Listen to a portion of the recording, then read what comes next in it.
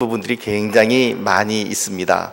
그래서 이 기도원의 이야기는 또 주일학교에서 우리 자녀들에게 설교할 때에도 아주 드라마틱하게 이렇게 설교를 할 수 있는 아주 참 좋은 소재거리가 되는 것이죠. 우리가 지난번에 살펴보았던 것처럼 하나님의 사자가 포도주 틀에서 밀타작을 하고 있는, 숨어서 밀타작을 하고 있는 기드온에게 나타납니다. 그리고는 그에게 큰 용사라고 하는 호칭을 붙여주면서 너를 통하여 하나님께서 미디안의 손에서 이스라엘 백성들을 구원하실 것이다 라고 하는 그런 약속을 해 주시게 되는 거죠. 그처럼 하나님의 사자와 만나고 난 이후에 그 기드온이 그 하나님의 사자의 지팡이를 댈 때 바위에서 불이 나와서 그가 가져왔던 모든 재물들을 태우는 것을 보고 또 호련히 하나님의 사자가 그 자리에서 사라진 것을 보고 기드온의 마음 가운데 두려움이 들었습니다. 왜 그런 마음이 들었었죠? 내가 이 부정한 육신을 가지고 하나님의 사자, 거룩한 하나님의 사자의 얼굴을 대면하여 보고 말을 하였으니 이제 내가 죽겠구나 라고 하는 것이 기드온의 판단이었습니다. 그러나 하나님께서 기드온에게 말씀을 해주시죠. 네가 결코 죽지 아니하리라. 그리하여 기드온이 거기에 처음으로 세운 제단 이름이 무엇이라고요? 여호와 샬롬이라고 하는 그런 제단을 쌓게 되는 것이죠. 그리고는 이제 하나님께서 두 번째 명령을 기드온에게 그날 밤에 해 주십니다. 그것은 바로 무엇이냐면 25절 말씀인데요. 25절 말씀 우리 같이 읽어볼까요? 25절 말씀 시작. 그날 밤에 여호와께서 기드온에게 이르시되 내 아버지에게 있는 수소 곧 7년 된 둘째 수소를 끌어오고 내 아버지에게 있는 바알의 제단을 헐며 그 곁에 아스라상을 찍고. 자, 25절 말씀 보니까 지금 두 번째 명령이라는 것이 무엇이냐면 7년 된 아버지의 집에서 7년 된 둘째 수소를 취하여 오고 그 다음에 해야 될 일이 무엇입니까? 바알의 제단을 헐고 또 아세라상을 찍으라 라고 하는 것입니다. 그리고는 26절 말씀 보면 어떤 말씀이 있냐면 그 산성 꼭대기에 하나님 여호와를 위하여 규례대로 한 제단을 쌓아라. 그러니까 지금 기드온이 제단을 몇 개 쌓는 걸까요? 기드온이 제단을 몇 개 쌓는 거죠? 처음에 쌓은 제단이 여호와 샬롬, 그리고 이제 두 번째 제단을 바로 이 산성 꼭대기에 또 쌓게 되는 것이죠. 그래 이 산성 꼭대기에 규례대로 한 제단을 쌓고 그 둘째 수소를 잡아서 번제로 드리는데 이 땔감으로는 뭐를 쓰라고 말을 합니까? 뭐로 쓰라 그러죠? 예, 그렇습니다. 아세라상을 찍은 거기서 이제 찍고 나면 아세라상을 찍으면 보통 아세라상은 나무 기둥입니다. 나무 기둥으로 이렇게 그 치장을 해서 만든 것인데 그것을 찍어서 그것을 장작 삼아 그 번제로 드리는 땔감으로 쓰라라고 하는 명령을 내려주시는 거죠. 그런데 그 일을 행함에 있어서 이 기드온이라고 하는 사람의 마음 가운데에 두려움이 들었습니다. 왜 두려움이 들었을까요? 오늘 지금 보면 기드온이 그 일을 행하는데 낮에 했다고요? 밤에 했다고요? 밤에 행하는 것을 볼 수가 있어요. 그리고는 뭐라고 이야기하냐면 감히 낮에 행하지 못하고 밤에 행하니라 이렇게 표현을 해 놓았습니다. 감히 낮에 행하지 못하는 이유는 무엇입니까? 지금 누구를 두려워하느냐 하면 27절 말씀에 의하면 기드온이 그의 아버지의 가문의 사람들 그리고 또 그 성읍 사람들을 두려워했습니다. 그래서 이 바알 제단을 회파하고 그리고 아세라상을 찍게 되면 어떤 일이 일어날까요? 지금 분명히 그 성읍 사람과 그리고 그 기드온의 가문 사람들이 무엇을 섬기는 사람들이냐면 지금 바알과 아세라상을 섬기고 있는 그런 사람들이라는 것을 우리들에게 보여주죠. 그래서 그 바알과 아세라상을 섬기는 이 사람들에게 자기 자신의 생명이 위태로울 수 있다라고 하는 생각을 하는 것이죠. 그래서 그날 하나님의 명령을 따라 행하기는 행해야 되겠는데 낮에 행하게 되면 사람들이 벌건대낮 백주대낮에 다 그것을 볼 수 있으니까 그것을 낮에 감히 행하지 못하고 아무도 보지 못하는 캄캄한 밤에 몇 시쯤 갔을까요? 시간은 알 수 없지만 그러나 아주 깊은 남들이 다 잠들었을 때에 아마 갔을 거예요. 거기 가서 종 10명을 데리고 가서 바알의 제단을 다 부셔버리고 그리고 아세라상을 찍어 넘기는 것이죠. 그 다음 날에 아침이 되니 이제 마을 사람들이 난리가 났습니다. 마을 사람들이 아침에 일찍 일어나서 늘 그랬듯이 바알과 아세라상에게 무엇인가 그들이 기도하기 위해서 그리고 또 제물을 드리기 위해서 왔는데 와서 보니까 어떻게 돼 있습니까? 바알의 제단은 완전히 무너졌고 아세라상은 찍혀서 흔적도 없을 뿐만 아니라 자기들이 그때까지 섬겼던 그 아세라상 이 주목이 뭐로 돼 있냐면 장작처럼 불에 타서 끄슬려서 이 새로 세운 제단 밑에 즉 땔감으로 그렇게 잿더미로 변해져 있는 것을 보고는 마을 사람들이 분기가 탱천했습니다. 과연 이런 일을 누가 했는가? 지금처럼 CCTV가 있었던 때도 아니고 또 한밤중에 일어난 일이라 그 일을 어떻게 행했는지 누가 행했는지 찾아내는 것은 쉽지는 않았지만 아무튼 그래도 이리저리 수소문을 하다 보니까 결국 용의자가 누구로 압축됩니까? 요아스의 아들 기드온이 그 일을 행했을 것이다 라고 하는 짐작을 하게 되고 그리고는 요아스에게 와서 그 아들을 내어놓으라 라고 하는 아주 강한 요구를 하게 되죠. 마을 사람들이 다 몰려왔습니다. 다 몰려와서 이제 그 아버지 요아스에게 당신 아들 기드온이 이 바알 이 제단을 다 허물고 그리고 아세라상을 찍어 넘겼을 뿐만 아니라 그것을 땔감으로 다 사용해서 지금 이렇게 소위 말해서 자기들의 신을 욕보였으니 이제 당신의 아들을 끌어내라 라고 하는 것입니다. 그리고 끌어내서 우리가 그를 죽이겠다라고 하는 것이죠. 근데 요아스의 대답이 아주 걸작입니다. 여기에서는 그 요아스의 머리가 아주 명민한 것 같아요. 뭐라고 얘기를 하냐면 이렇게 이야기를 합니다. 자기를 둘러선 모든 사람들에게 위하여 너희가 과연 바알을 위해서 지금 나에게 와서 다투고 있는 중이냐? 바알을 대신해서 너희가 지금 와서 대변하고 바알을 대신해서 지금 너희가 그렇게 화를 내고 있는 중이냐? 라고 질문합니다. 그러면서 뭐라고 얘기를 하냐면 찍어 넘겨진 것이 누구의 제단이냐? 바알의 제단이 아니냐? 찍힌 것은 누구냐? 아세라의 목상이 아니냐? 그렇다면 누가 과연 우리 아들 기드온이 그 일을 행했다 치더라도 정말로 바알 신이 정말 살아있는 신이라고 한다면 바알 신이 우리 아들 기드온을 벌 주더라도 벌을 줄 것이지 당신들이 와서 이렇게 따따붙다 감나라 판나라 할 일이 아니지 않느냐 이런 이야기를 하는 것이죠. 굉장히 지혜로운 말을 합니다. 그러면서 그 말의 의미는 무엇입니까? 만약에 정말 바알이 참신이라면 살아있는 참신이라면 당신들이 이렇게 와서 떠들지 않는다 할지라도 바알신이 우리 아들 기드온을 벌줄 것이고 만약에 거꾸로 그럼에도 불구하고 이 바알신이 우리 아들 기드온을 벌주지 못한다고 한다면 그거는 진짜 신이 아니지 이런 의미를 가지고 있는 것입니다. 그렇게 해서 그 마을 사람들에게 뭐라고 강하게 얘기하냐면 너희가 바알을 구원하겠느냐? 바알을 위하여 다투는 자는 아침까지 죽임을 당하리라. 만약에 끝까지 그럼에도 불구하고 내가 이렇게 얘기했음에도 불구하고 우리 아들 기드온을 내놓으라고 말을 한다면 그 사람은 나랑 사생 결단을 해야 될 것이다. 그 사람 내일 아침까지 살아있지 못할 것이다. 이렇게 위협의 말을 하고 있는 것을 볼 수가 있습니다. 이것이 바로 그래서 그 일로 인하여서 기드온의 별명이 하나 생기게 되죠. 기드온의 별명이 무엇이었죠?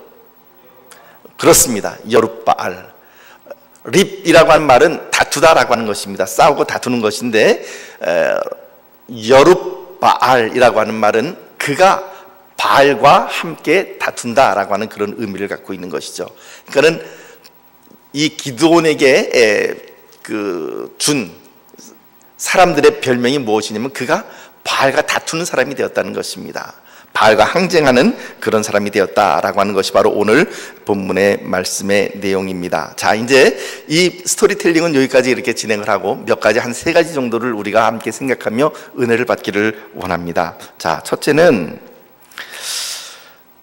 기드온이 그 하나님으로부터 그런 명령을 받고 난 다음에 자, 하나님에게서부터 그 명령을 받은 게 언제였습니까?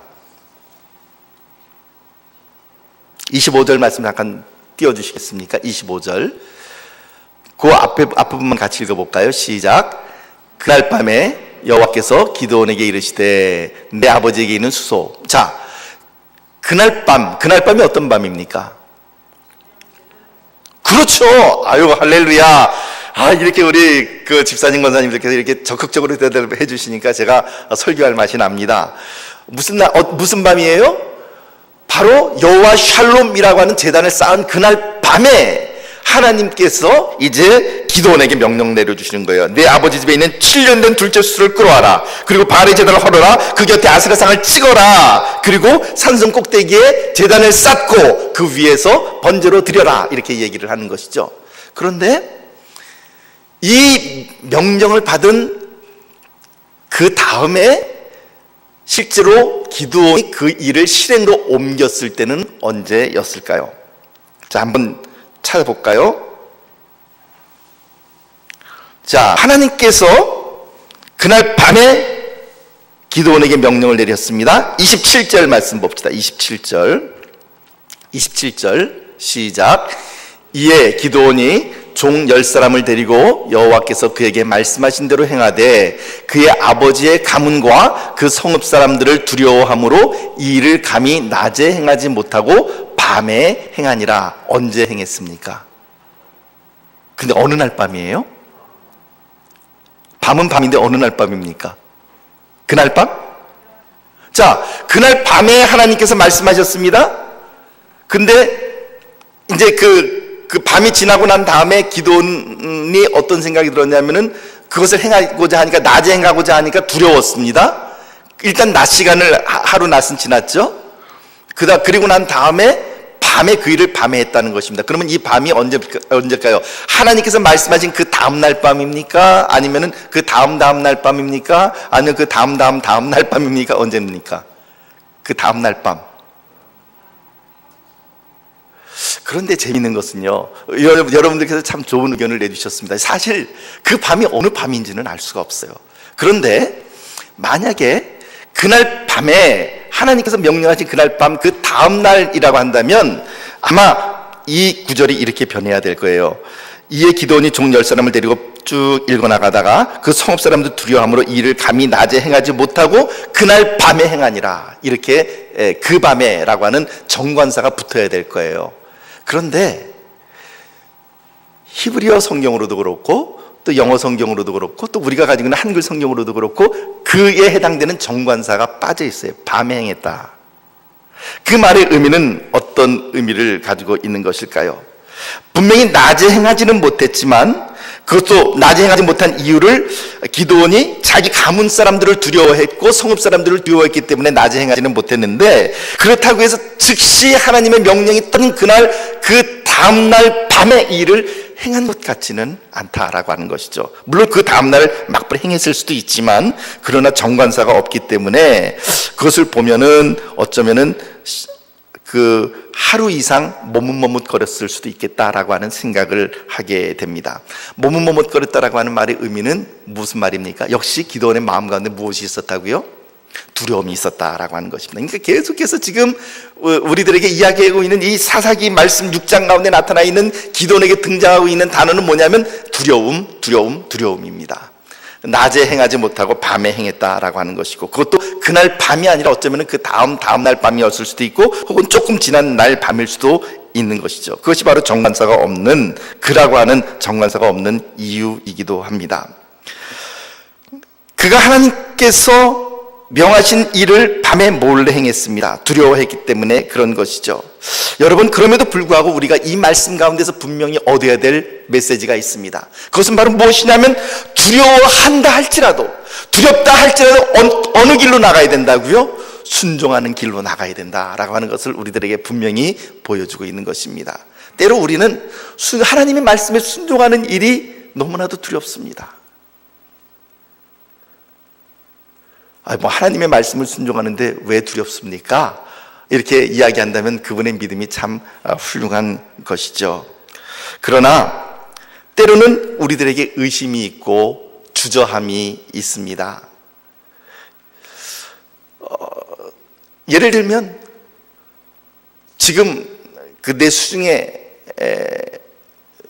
내 수중에 지금 그 남아있는 생활비가 6만 원밖에 없는데 6만 원을 가지고서 한 달을 살아가야 한다면 얼마나 두려운 일이겠습니까?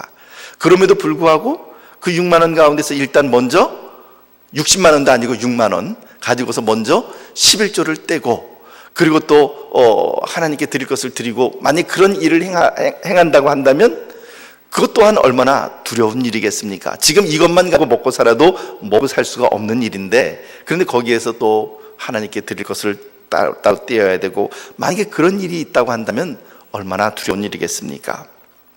그러나 그럼에도 불구하고 때로 우리가 하나님의 말씀을 순종하는 일에 있어서 두려움이 있고, 그리고 주저함이 있다 할지라도 순종하지 않는 것보다 우리는 순종함의 자리로 나아가야 되는 것입니다. 사랑하는 성도 여러분, 이렇게 얘기하니까 지금 무슨 말을 하는 건지 잘 모르시겠죠? 아마 기억나실 거예요. 제가 예전에 한번 간증을 한 적이 있는데, 제가 예전에 그 IMF 때 97년도 IMF가 이제 터졌을 때, 그때 이스라엘을 갔지 않습니까? 환율이 벼랑간 900원대에서 1800원대로 뛰었습니다.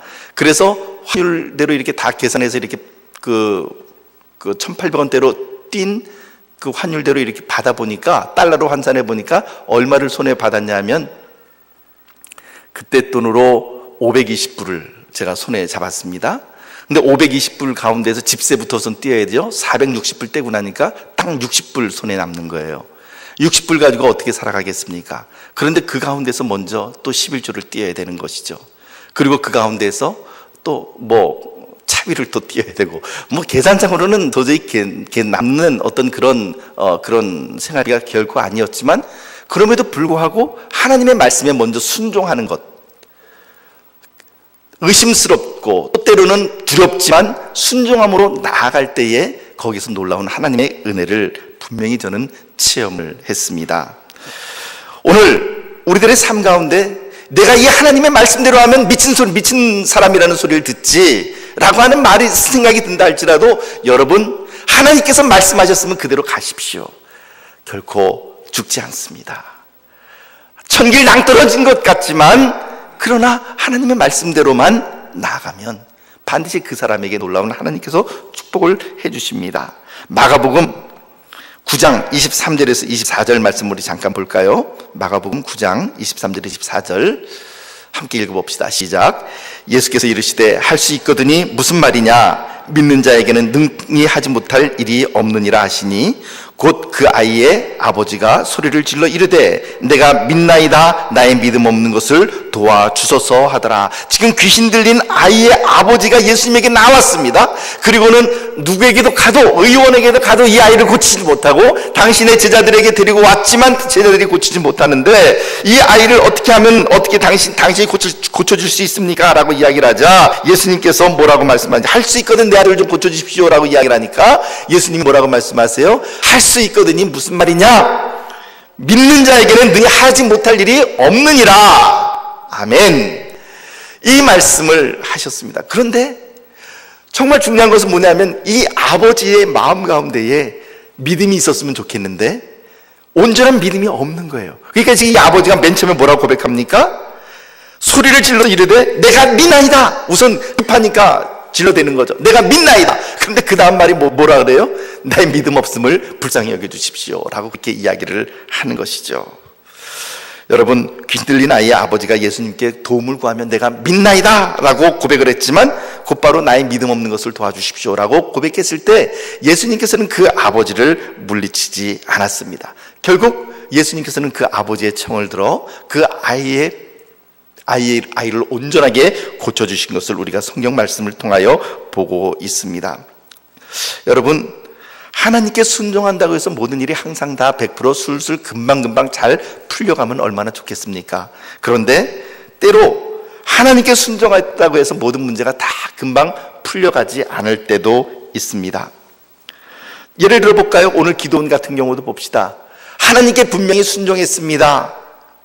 아알제단을 부수고, 그리고 아세라 목상을 뽀겠습니다. 그리고 화목으로 그것을 아세라 그 목상을 찍어낸 그 나무를 가지고 화목 삼아서 하나님께 번제를 드렸습니다. 누구의 말씀대로 순종한 거죠? 하나님의 말씀대로 순종했습니다. 근데 그 순종의 대가가 무엇이었어요? 마을 사람들이 구름대까지 그 다음날 아침에 몰려 들어온 거죠. 그리고는 기도원을 내놓으라고 소리소리 지르는 것입니다. 그를 죽이겠다라고 말을 하는 것이죠. 하나님 말씀대로 순종했다고 한다면 모든 일이 형통해야 되는데 지금 그에게 닥쳐온 상황은 형통과는 거리가 먼 그런 상황이 올 수도 있다라고 하는 것입니다. 그러나 사랑하는 성도 여러분, 부족한 순종이 불순종보다는 훨씬 낫습니다. 안 하는 것보다 믿음이 없다 할지라도 순종함의 자리로 나아가는 것이 우리들에게 필요합니다. 사랑하는 성도 여러분, 말씀대로 순종했다가 이거 난리 나는 거 아닌가? 그런 약한 믿음이 우리의 마음 가운데 들 때도 있습니다. 염려될 때가 있죠. 말씀대로 살아가다가 굶어 죽는 거 아닌가? 말씀대로 살아가다가 사업 망하는 거 아닌가? 라고 두려워할 수 있습니다. 그러나 중요한 것은 무엇입니까? 그 두려움이 있다 할지라도 기도원이 그랬던 것처럼 이 바알 제단을 다 헐어버리고 아세라 목상을 다 쪄버리면 내일 아침에 어떤 일이 일어날까 두렵지만 그러나 그대로 순종하는 것이죠. 당연히 그의 예상대로 마을 사람들 다 몰려왔지만 그럼에도 순종하는 것입니다. 그런데 그 다음 일은 어떻게 됩니까? 비록 어려움이 있고 환란이 닥쳐올 수 있지만 그러나 그 다음 문제는 하나님께서 디펜스를 해주시는 것이죠. 사랑하는 성도 여러분, 사랑하는 평택제일교회 성도 여러분, 오늘 우리가 주님 앞에 나가야 될 것은 무엇입니까? 이런 순종함의 자리입니다. 때로는 두렵습니다. 저도 두렵고 여러분들도 두렵고 또 때로는 사람들한테 저렇게까지 믿어야 되나? 라고 손가락질을 받을 수도 있습니다. 그러나 그럼에도 불구하고 주님께서 말씀하시면 우리는 그대로 나가야 되는 것이죠. 주님께서 말씀하시면 우리는 멈춰야 되는 것이죠. 그것이 바로 오늘 우리들에게 주님께서 주시는 놀라운 첫 번째 메시지입니다. 부름받은 기도원이 해야 될 첫 번째 일, 두 번째 메시지를 잠깐 살펴봅니다. 그것은 바로 제단을 쌓는 일이었습니다. 그런데 여러분, 제단을 쌓게 되는데 제단을 쌓을 때 함께 있어서는 안 될 제단이 있죠. 무슨 제단이었습니까? 그래서 하나님께서 그걸 헐어버리라고 그러셨죠. 무슨 제단이었습니까? 그렇습니다. 바알 제단과 아세라 목상, 즉 하나님의 제단을 세우면서 바알과 아세라 신을 섬기는 제단이 동시에 공존할 수가 없는 것입니다. 기도원이 이 하나님께 제단을 쌓을 때 그 제단이 바알의 제단에서부터 멀리 있었을까요? 아니면 가까이 있었을까요? 어땠을까요? 멀리 있었을 것 같습니까? 가까이 있었을 것 같습니까? 가까이 있었을 것 같습니까? 왜 그렇습니까? 오늘 한번 28절 말씀 우리 같이 볼까요? 28절 말씀 시작. 그 성읍 사람들이 아침에 일찍 일어나 본즉 바알의 제단이 파괴되었으며 그 곁에 아세라가 찍혔고 새로 쌓은 제단 위에 그 둘째 수소를 드렸는지라. 자, 이 새로 쌓은 제단이 멀리 있었을까요? 가까이 있었을까요? 그것을 우리가 알 수 있는 근거는 바로 이것입니다. 성읍 사람들이 아침에 일찍 일어나 보니 바알의 제단이 무너졌습니다. 파괴되었습니다. 그 곁에 아세라도 찍혔습니다. 동시에 그들의 눈에 들어온 것이 뭐예요? 제단이 새로 세워졌는데 거기에 하나님께 둘째 수소를 드린, 기도원이 제사를 드리는 흔적이 남아 있었다라는 것이죠. 그러니까는 동시에 그 자리에 왔을 때 두 가지 사건을 동시에 볼 수 있었다는 거니까는 사실 어떻게 보면은 굉장히 가까운 곳에 이 둘째 제단이 세워졌다라고 하는 것을 볼 수가 있습니다. 중요한 것은 여러분 무슨 말입니까? 두 개의 제단이 동시에 공존할 수가 없습니다. 바알과 아세라상을 섬기면서 하나님의 제단이 우리 안에 있을 수 없습니다. 우리가 하나님을 경배하면서 세상을 경배할 수 없습니다. 우리가 하나님을 경배하면서 돈을 우리의 주인으로 삼을 수가 없는 것이죠. 찍혀버린 아세라는 번제를 드리는 땔감이 되어버리고 말았습니다. 기도원이라고 하는 말의 의미가 어떤 의미를 가지고 있냐면 이런 의미를 가지고 있습니다. 이 기도원이라고 하는 이 이름에 들어있는 의미는 원래 그 어근이 가다라고 하는 단어입니다. 가다. 이 가다라고 하는 어근은 무슨 뜻이냐? 나무를 베어내다, 나무를 찍다, 이런 의미를 가지고 있죠. 그의 이름대로 기드온은 아세라상을 찍어낸 것입니다. 자, 이번에는 그 소에 대해서 한번 보도록 하죠.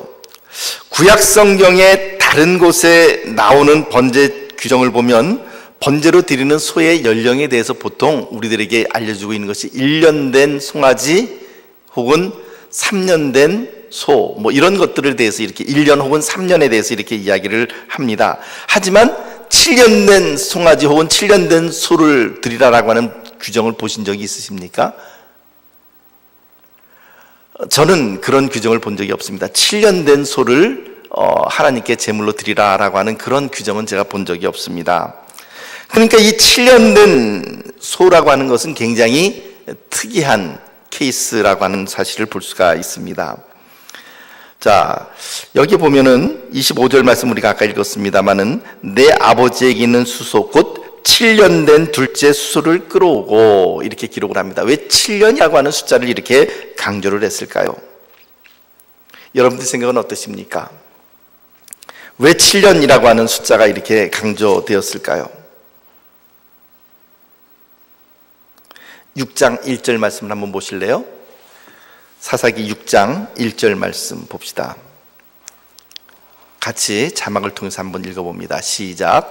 이스라엘 자손이 또 여호와의 목전에 악을 행하였으므로 여호와께서 7년 동안 그들을 미디안의 손에 넘겨주시니. 자, 몇 년 동안 미디안의 손에서 압제를 받았다고요? 7년. 물론 어떤 분은 이 7이라고 하는 숫자에서 우리가 그 요한계시록에서 함께 나누었던 것들은 완전수를 갖다 택한 것으로 보아서 7년이라고는 7년 된 수소를 드리라 이렇게 해석하시는 분도 없잖아 있습니다만은 그것보다는 저는 이 해석이 훨씬 더 맞다고 생각을 합니다. 미디안의 손에 그 이스라엘 백성들이 몇 년 동안이요? 7년 동안 압제를 당했기 때문에 7년 된 수소, 그러니까 그 7년 된 수소는 미디안의 압제를 당할 그 해에 태어나서 이제 미디안의 압제가 끝나는 이 해에 번제물로 지금 드려지게 되는 것을 볼 수가 있죠. 그러니까 결국은 무슨 말입니까? 이 소의 연령이 미디안 압제 기간 7년과 똑같다라고 한 것은 미디안의 압제가 시작되면서부터 태어났던 소를 번제로 드리는 것을 통해서 하나님께서는 미디안의 압제와 수치로부터 이스라엘을 해방시켜 주시는 바로 그 사실을 우리들에게 보여주시는 것을 알 수가 있습니다. 여러분 다시 한번 생각해 보십시오. 이제 다 정리 한번 해보죠. 이 산성 위에 제단을 쌓았습니다. 그리고 그 제단 위에 올려진 소의 연령이 몇 살이었다고요? 7년 된 소였습니다. 그 7년이라고 하는 숫자는 아까도 말씀드린 것처럼 미디안의 압제와 동일한 받은 해와 동일한 그런 횟수였습니다. 그래서 하나님께서는 기드온의 손을 통하여 7년 된 숫소를 하나님께 번제로 드림으로 인하여 이제 어떻게 한다고요? 미디안의 손에서부터 이스라엘을 해방시켜 주시겠다고요. 그것이 바로 하나님께서 이제 기드온의 손을 통하여 제사를 받으시며 선포하시고 있는 내용인 것입니다. 달리 이야기하면 하나님을 올바로 만난 예배, 하나님 앞에 올바로 세워진 제단, 그 제단과 그리고 그 예배가 있다고 한다면 무엇이 물러가는가? 과거의 수치가 물러가는 것입니다. 미디안의 압제가 풀어지는 것입니다. 과거의 사람들의 조롱과 수치와 억압이 떠나가게 되는 것입니다. 사랑하는 성도 여러분, 하나님 앞에 올바른 예배를 드릴 때 바로 이러한 일들이 일어나게 되는 것이죠. 기억나시죠? 이스라엘 백성들이 40년 광야 생활을 하고 난 다음에 그들이 요단강을 건너서 처음으로 진쳤던 곳이 어디였습니까? 길갈이었죠. 길갈에서 하나님께서 그들에게 명령하신 것이 무엇이었습니까? 할례를 받으라라고 하는 것이었습니다. 할례를 행하라. 이스라엘 백성들이 애굽에서 나올 때는 할례를 받았지만 그러나 광야 노중에서 40년 동안 광야를 돌아다닐 동안에는 자녀들에게 할례를 행하지를 못했습니다. 그래서 하나님께서 그 길갈에 진을 치고 머무는 동안에 이스라엘 백성들에게 명하셨던 것이 무엇이냐면 할례를 행하라라고 하는 것이었습니다. 그런데 여러 번 말씀드린 것처럼 이것은 군사적으로는 있을 수 없는 아주 치명적인 그런 명령이었던 것이죠. 우리가 잘 알고 있는 것처럼 당시에 항생제도 없었고 마취제도 없었고요. 이 할례라고 하는 것이 남자의 성기의 그 포피를 잘라내는 바로 그런 그 작업인데 그렇게 잘라냈을 때 그 상처라고 하는 것을, 상처의 아픔이라고 하는 것은 견딜 수가 없는 것이었습니다. 그래서 우리가 잘 알고 있는 것처럼 세겜 땅에서 세겜 사람들한테 야곱의 아들들이 그런 그 딜을 하지 않습니까? 너희도 할례를 받고 우리가 할례를 받은 것처럼 너희도 할례를 받으면 우리가 너희와 함께 통혼하고 우리 딸을 우리의 누이를 너가 아내로 맞이하고 또 너희의 딸들도 우리가 아내로 맞이하고 서로 통혼하면서 장사하면서 사이좋게 지내자라고 그렇게 딜을 하죠. 그래서 그것을 좋게 받아들인 세겜족이 그것을 할례를 받게 되었는데, 할례 받은 지 3일 만에 성경의 표현대로 하면 그 고통으로 인해서 움직이지 못할 그때에 어떻게 합니까? 야곱의 아들들이 가서 싹 다 남자들을 멸절시켰던 것을 봅니다. 그 사건이 일어난 다음에 야곱이 어떻게 됩니까? 이제 야곱이 자기가 그 땅에 있는 그 가나안 족속들에게 미움을 받을 그것을 근심하고 걱정하면서 이제 우리가 베델로 올라가자라고 하는 그 유명한 말을 하게 되는 것이죠. 여러분, 이와 같이 할례를 받는다라고 하는 것은 외과 수술을 받는 것하고 똑같은 것이죠. 그것을 받고 난 이후에 3일이 경과된 이후에 만약에 그 여리고성에서 누군가가 그 정보를 알고 쳐들어온다면 이스라엘 백성들은 꼼짝없이 당할 수밖에 없는 그런 상황입니다. 그럼에도 불구하고 이스라엘 백성들이 길가에 어떻게 행했습니까? 하나님 명령을 따라 할례를 받았다고요. 만약에 전술적으로 보면은 길갈에서 꼭 할례를 받아야만 한다면 길갈에서 할례를 받을 이유가 전혀 없습니다. 어디서 할례를 받으면 될까요? 요단강 건너기 전에, 그죠? 요단강 건너기 전에 거기서 할례를 다 받고 그 다음에 다 완쾌가 되고 난 다음에 가나안 땅으로 이렇게 진격해 들어오는 게 가장 좋은 방법이 아니겠습니까? 그런데 하나님은 그렇게 말씀하지 않으셨습니다. 하나님은 인간의 지혜를 뛰어넘어서 요단강을 가르시고 이스라엘 백성들을 건너게 하시고 그리고 길갈에서 바로 적군 앞에서 할례를 받으라고 명령을 하고 있는 것이죠. 그 결과 어떻게 됩니까? 물론 하나님께서 이스라엘 백성들을 지켜주셨죠. 그리고는 이 할례를 받고 난 다음에 하나님께서 이스라엘 백성들에게 선포하시는 말씀이 무엇입니까? 무슨 수치가 굴러갔다고요? 애굽의 수치가 너희에게서 굴러갔다. 그래서 그 땅의 이름을 뭐라고요? 길갈이다. 즉 굴러갔다라고 하는 이름을 따서 길갈이라고 하는 이름을 붙여 주었습니다. 사랑하는 성도 여러분, 하나님 앞에 올바른 순종을 하고 하나님 앞에 올바른 예배로 나아가는 순간 우리들에게 덮여져 있었던 그 모든 수치가 굴러가는 것입니다. 우리들에게 얽매여 있었던 그 모든 사실들이 풀어지는 것입니다.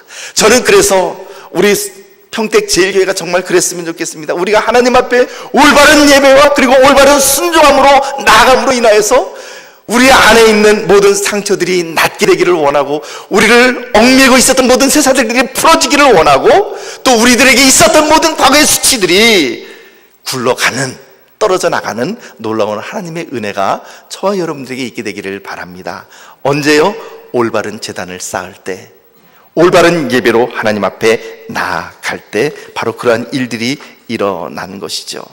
과거에 내가 섬겼던 아세라와 바알을 찍어버려야 되고 그 찍은 나무를 번제의 화목으로 던져 넣어야 하는 그런 예배입니다.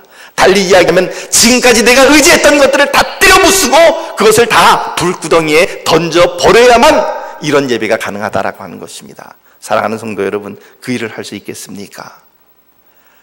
우리는 은연중에 하나님을 경배한다고 하면서도 은연중에 내가 은근히 의지하는 그 무엇들이 다 있습니다.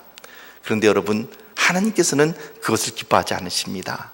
우리의 바알과 아세라를 다 찍어서 불에 던져 넣어야 하나님께서 그것을 기뻐 받으십니다. 사랑하는 성도 여러분, 여러분들이 찍어 던져 버려야 할 여러분들의 바알과 아세라는 무엇입니까? 오늘 그것들을 우리는 하나님 앞에서 올바로 찍어 던져버려야만 하는 것이죠.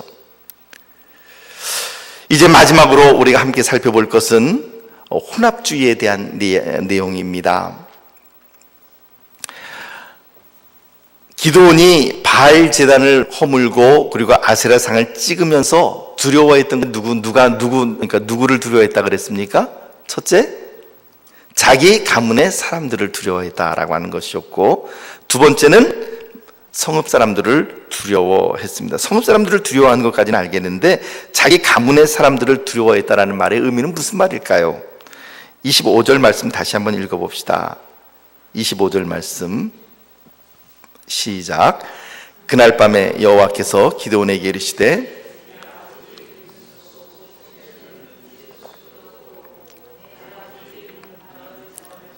네, 거기까지.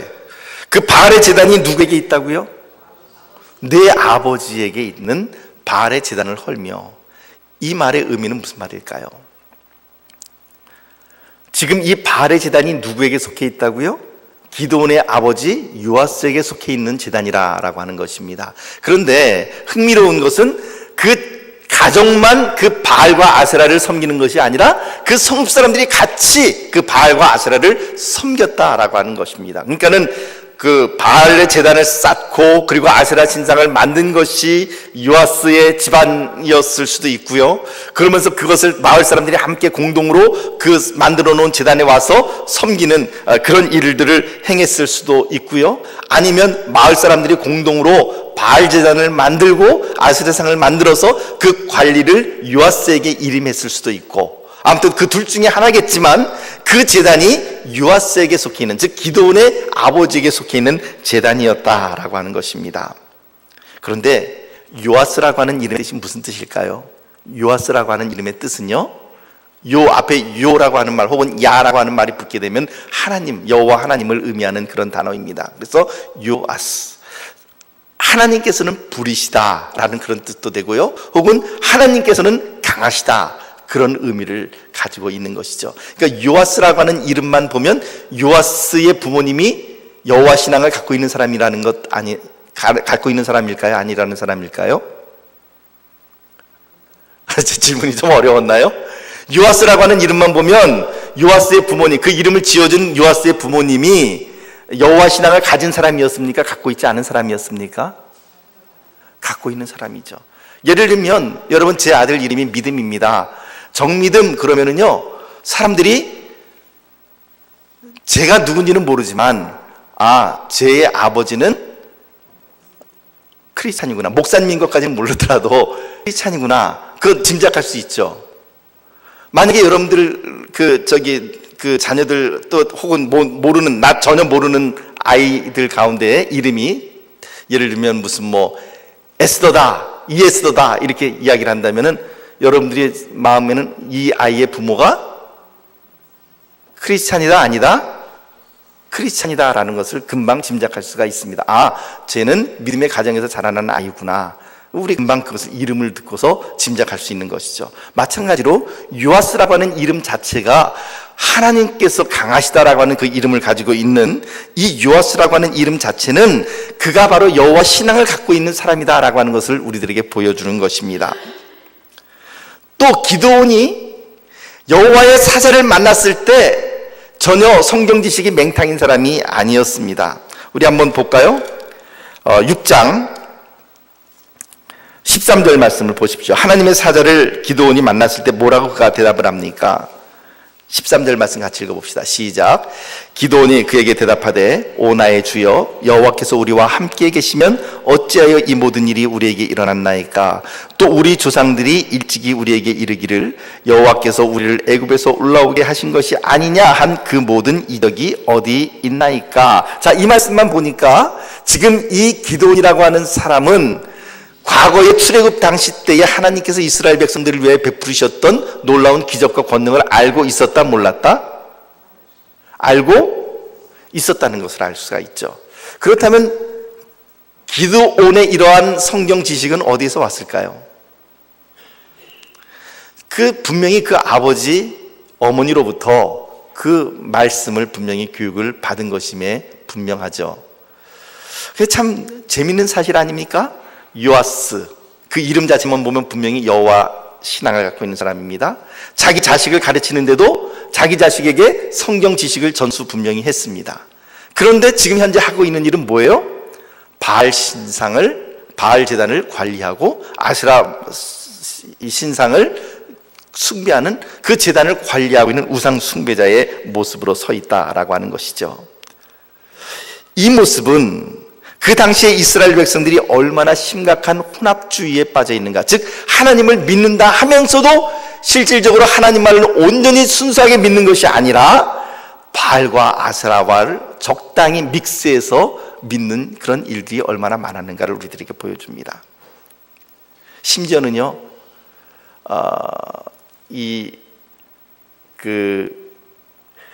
시내 광야 근방에서 발굴된 그 토기를 보면은, 연대는 제가 잘 모르겠습니다만, 그 토기의 이름이 쿠르벳 뭐였는데, 그 토기에 보면 아주 재미있는 구절이 나옵니다. 뭐라고 나오면 야훼와 그의 아세라, 이런 그 구절이 그 도편 가운데 이렇게 발견이 됩니다. 그 말의 의미는 무슨 말일까요? 야훼 하나님과, 즉 여호와 하나님과 여호와와 그의 아세라라고 하는 그 말의 의미는, 그 당시에 사람들이 바알 대신에 누구를? 하나님을 그 자리에 대입시키고, 그리고 하나님의 짝으로서 아세라를 갖다 이렇게 붙여서 이렇게 숭배를 하고 있었다라고 하는 그런 모습을 우리들에게 보여주기도 하는 것이죠. 무슨 말입니까? 심각한 혼합주의가 있었다라고 하는 것을 우리들에게 보여주는 것이죠. 분명히 이스라엘 백성들은 광야에서 오직 하나님 한 분만을 섬겼습니다. 여호와 하나님 한 분만을 섬겼습니다. 그런데 가나안 땅에 들어와서 농사를 지어야 되죠. 농사를 지어야 되는데, 농사를 짓다 보니까 가나안 사람들이 뭐라고 얘기를 하냐면, 농사를 잘 지으려면은 비를 잘 만나야 되는데, 비를 내려주는 신이 누구라고요? 바알 신이라고요. 열매를 잘 맺어야 되는데 그 열매를 잘 맺게 해주는 신이 누구라고요? 아스라 신이라고요. 이런 말을 갖다 하는 거예요. 그러니까 이스라엘 백성들 입장에서 보면은 분명히 우리가 하나님께서 우리를 출애굽시키신 분은 맞지만, 근데 이 땅에서 지금 농사를 지으면서 이렇게 보니까는 농사를 지을 때는 그래도 농사의 신이 우리들에게 유리하지 않을까, 이런 야근 생각이 들어간 것입니다. 그래서 어떻게 해요? 하나님께 예배를 드릴 땐 예배를 드리는 것이고, 농사를 지을 때는 바알과 아세라를 또 섬기는 것이죠. 이런 때에 따라서 이렇게 저렇게 왔다 갔다 하면서 눈치를 보는 바로 그러한 혼합이 이루어진 것이 그 당시의 모습입니다. 여러분, 이런 모습을 보면서 참 이 사람들 못났다 이렇게 생각하십니까? 오늘 우리들의 모습은 그런 거 없을까요? 우리는 분명히 교회 다니는데 나는 정말 온전히 하나님 한 분만을 섬긴다, 그렇게 이야기를 합니까? 저는 얼마 전에 조금 좀 쇼킹한 이야기를 들은 바가 있습니다. 어떤 이야기냐면, 아기를 낳았어요. 근데 그 아기를 낳았는데 이 아기의 이름을 지어야 됩니다. 우리 교회라고 말을 하는 것이 아닙니다. 그런데 그 아기의 이름을 지어야 되는데, 그 아기의 이름을 짓는데 그 아기의 그 할머니가 권사님이신데 장명소에 가서 사주풀이를 통해서 이름을 지어야 된다는 거예요. 왜냐하면 그 이름을 잘 지어야만 이 아이가 이렇게 형통하게 풀려나가니까 장명소에 가서 사주풀이를 통해서 이름을 지어야 되겠다라고 하는 그런 이야기를 제가 들은 바가 있습니다. 여러분, 아기를 사랑하는 마음, 손주를 사랑하는 마음, 또 자식을 사랑하는 마음으로 좋은 이름을 지어주고 싶은 그 마음은 알겠지만, 그렇다면 기도하는 가운데에서 하나님께 지혜를 얻어야 할 것이지, 그것을 사주풀이와 어떤 역학 이 주역을 통해서 어떤 그 이름을 갖다 이렇게 짓는다라고 한다면 그것을 하나님께서 기뻐하시겠습니까? 그것은 결코 하나님께서 기뻐하시지 않습니다. 그것이 바로 혼합주의입니다. 여러분, 이사를 갈 때에 혹시 손 없는 날을 택해서 이사를 가야 된다라고 그렇게 말씀하고 계시지는 않습니까? 단순히 이런 이야기에서부터 시작해서 오늘 우리들이 가지고 있는 여러 가지 종류의 혼합주의가 참 많이 들어와 있는 것을 볼 수가 있습니다. 그러나 사랑하는 성도 여러분, 하나님께서 우리들에게 분명하게 요구하십니다. 너는 어디에 설 것인가? 라고 하는 것을 우리들에게 분명히 이야기합니다. 누가복음 16장 13절 말씀 봅시다. 누가복음 16장 13절 말씀 함께 읽어봅니다. 시작. 집 하인이 두 주인을 섬길 수 없나니 혹 이를 미워하고 저를 사랑하거나 혹 이를 중히 여기고 저를 경히 여길 것임이니라. 너희는 하나님과 재물을 겸하여 섬길 수 없느니라. 무슨 말일까요? 하나님과 재물을 겸하여 섬길 수 없는 것처럼 하나님과 그 다른 무엇을 우리가 겸하여 섬길 수 없습니다. 말씀드렸죠, 아까 맨 처음에. 제단은 두 개가 있을 수 없습니다. 바알과 아세라상을 섬기는 제단이 있으면서 하나님을 섬기는 제단을 또 따로 세울 수 없는 거예요. 하나님께서 우리들에게 분명히 말씀하시고 있는 것은 무엇이면 나는 너희가 온전히 나만을 경배하기를 원한다. 하나님께서는 이렇게 말씀하시는 것이죠. 열왕기상 18장 말씀에 보면 잘 아는 것처럼 갈멜산에서 엘리야 선지자와 바알과 아세라 선지자 850명과 그 전쟁을 벌입니다. 제단을 쌓고 하늘에서 불이 내리는 그 제단 위에 임하는 그 신이 참신이다라는 것을 내기하는 그런 제단이었죠. 그때 엘리야 선지자가 이스라엘 백성들에게 호통을 치면서 말을 하는 것이 무엇입니까? 너희가 어느 때까지 둘 사이에서 머뭇하려느냐? 하나님의 절기가 되면 하나님의 성전에 와서 제사를 드린다고 난립석을 피우고, 그리고 또한 추수 때가 되면 바알과 아사신을 섬기겠다고 너희가 난립업석을 피우고 있는 이 모습 가운데에서 너희가 어느 때까지 중가서서 머뭇하려느냐? 이것이 바로 엘리야 선지자의 일갈이었습니다. 뭐라고 말합니까? 여호와 하나님이 참 하나님이면 여호와 하나님을 섬길 것이요, 바알과 아세라가 참신이면 바알과 아세라를 섬길 것이니라. 너희가 어디를 택하든지 분명하게 선택하라 라고 말을 하고 있는 것이죠. 사랑하는 성도 여러분, 바알의 제단과 하나님의 제단이 동시에 설 수 없습니다. 하나님의 제단을 세우려면 바알 제단을 때려 부셔야 되는 것이고, 만약에 하나님의 제단을 헐어버리겠다고 한다면, 바알 신전을 세우겠다고 한다면 하나님의 제단이 헐어져야 되는 것입니다. 오늘 여러분들의 마음속에 두 가지 제단이 혹시 있지는 않습니까? 한 가지 제단만 선택해야 됩니다. 저는 여러분들이 그것을 오직 하나님 한 분을 섬기는 제단만 세우기를 원하고, 그리고 지금까지 여러분들이 혹시 바알과 아세라로 섬기게 왔던, 나에게 건강을 주고 나에게 재물을 주고 나에게 유익함을 주는 것이라고 믿어왔던 그 어떤 것들이든지 간에 그 모든 것들을 다 때려고 땔감으로 하나님의 번제단 위에 버려버리시기를 예수님의 이름으로 축복합니다. 그것이 바로 오늘 주님께서 이 기도원 이야기를 통해서 우리들에게 들려주시는 것입니다.